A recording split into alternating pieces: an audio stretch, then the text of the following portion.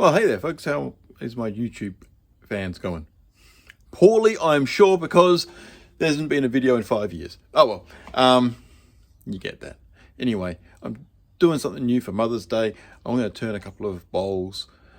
I have started turning again, and I'm just doing something a little bit different here for myself anyway.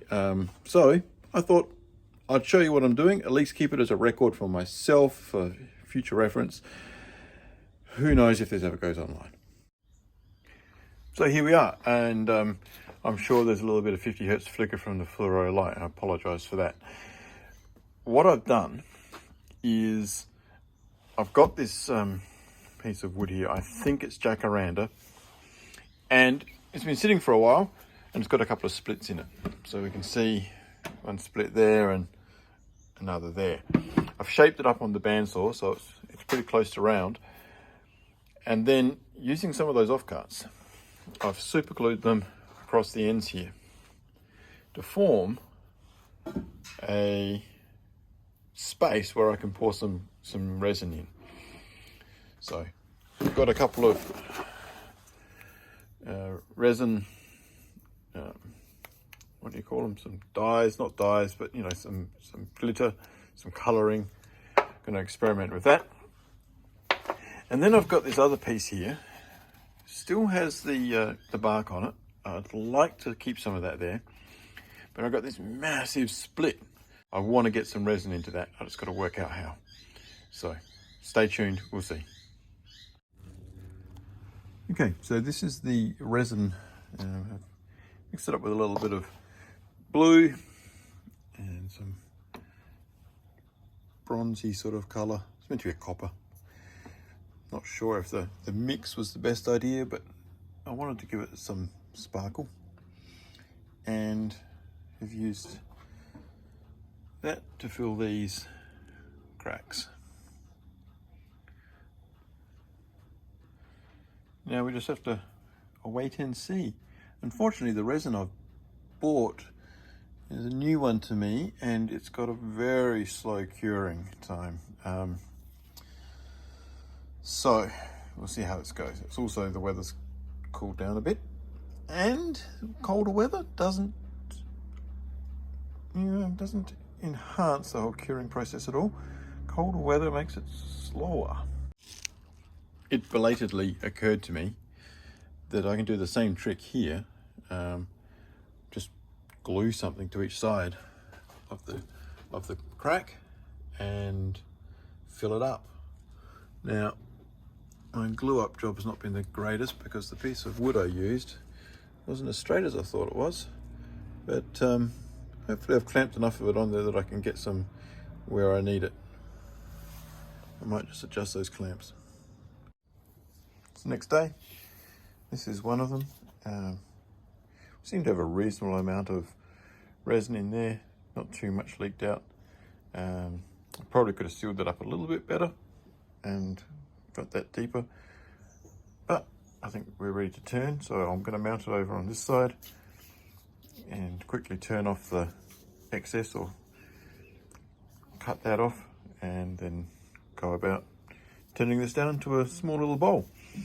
The other one, it needs more resin. I'm going to change the way I did that, so that'll have to set up overnight again. Not so much luck with this resin. It's been 24 hours and still hasn't quite cured. Look, it is cold, so it could be expected behavior. Look, let's have a look at what I've got. The bowl is shaping up quite nicely. I quite like the shape of it, but the resin hasn't cured. So I'm gonna have to leave this on hold for at least another day. And this is the shape. This is what I've got on the bowl so far. I think I'm going to stick with this fairly straight-sided bowl because I'd love to try and keep some of that resin that's seeped into the bark there. But here, as it's starting to cut into it, well, that's still just a little bit jelly-like. And hopefully it does actually set up properly. I've never used this resin before. It'll be a real waste if it doesn't, because this is actually turning out quite lovely. see how much of this I can save. Okay, well, let's go pour some resin for the other one, the other blank, and let this sit for another day. Okay, another day's passed and the resin has now cured to the point that I can turn it, and I've given it a little bit of a sand on to some really fine 1200 grit, and this is just beautiful and smooth. I've got the shape here that I want, and now the debate is what I'm going to use to finish it with, because this color, it's absolutely lovely and I really like this pale color, but I'm not sure I've got a finish that's going to keep it without darkening that up a bit. Anyway, we'll see. Look, it's going to look nice, whatever. And then I get to flip it around and make a bowl. Here we are. The bowl hasn't exploded. It's nice and fine. It's the finest thing I've turned in quite a while. In fact, it's so fine, I have actually going through the bark there. But I don't mind that. I think it just adds to the character.